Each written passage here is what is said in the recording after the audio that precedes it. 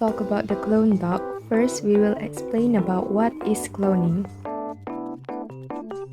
Ethics and beliefs aside, the purpose of reproductive cloning is to create an exact copy of an organism. Now, as of today, the scientists have successfully executed this on many flora and fauna. Perhaps you've heard about Dolly the sheep. Now, the reason for reproductive cloning is to repopulate an endangered species, or maybe to get an organism with some specific trait, like a plant that is resistant to disease, or perhaps a cow that produces more milk or meat. Now, how this is done is through somatic cell nuclear transfer. Somatic cells are diploid cells, like our skin cells or our bones or muscles. On the surface, the steps for SCNT are as follows. You extract the nucleus from a somatic cell from organism A, the organism to be cloned. Then you extract the egg cell from organism B, then you remove the nucleus from said cell, so we get an empty oocyte. Then the nucleus from A is inserted into the enucleated egg cell of B, which forms an artificial zygote. The zygote is shocked, chemically or electrically, to trigger the cell division cycle, and then the zygote will turn into an embryo of stem cells. In reproductive cloning, the embryo is put into a surrogate, and the resulting offspring will be the clone of organism A. Based on McGill Journal of Medicine, therapeutic cloning is defined as the transfer of nuclear material isolated from a somatic cell into an enucleated oocyte to derive embryonic cell lines with same genome as the nuclear donor. In therapeutic cloning, the production of embryonic stem cell is achieved by transferring a diploid nucleus from a body cell into an egg which its nucleus has been removed. Different from reproductive cloning, the embryo is developed under laboratory conditions and it clones specific human cells or tissues that does not lead to a complete human being.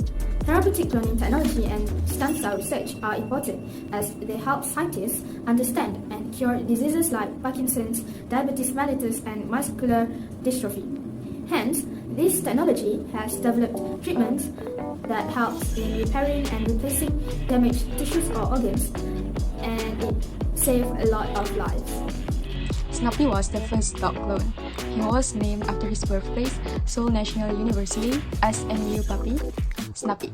To obtain the first clone dog, Woo Sok-hwang and his colleagues implanted 1,095 embryos with the DNA of a 3-year-old Afghan adult male named Tai and implanted them in 123 surrogate mothers. Only 3 pregnancies were detected. 1 miscarried and the other 2 were carried to term. One of the puppies died of pneumonia 3 weeks after birth, but the other one, which is Snuppy, is healthy and doing well. Dogs have been exceptionally hard to clone, partly because their oocytes mature only after being released from the ovary and are difficult to culture in the lab. To get out of the problem, the Korean scientists collected eggs from donor animals 3 days after ovulation. The oocytes' DNA was then extracted and each one was fused with a skin cell from Tai's ear.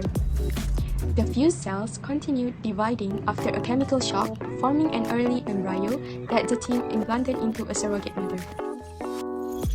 Snuppy was cloned from a skin cell taken from the ear of Tai.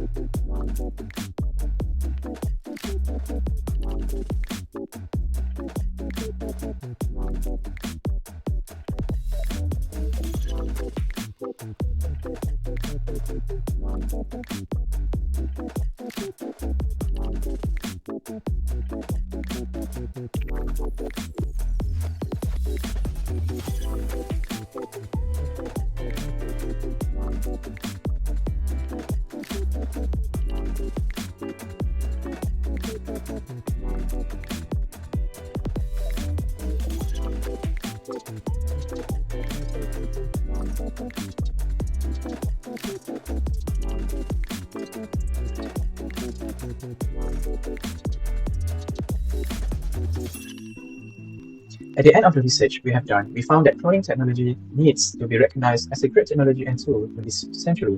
Cloning methods can revolutionize human as well as protect nature and environmental resources if we do it with the right methods and ways. For example, in this cloning, it can help the dog owner to get his or her that dog back in terms of genetics and physical appearance, but this process is time-consuming and extremely costly, resulting in only certain people being able to clone their dogs. We believe in the next few years, the technology in cloning will continue to evolve and have a positive impact on humans and our beloved nature.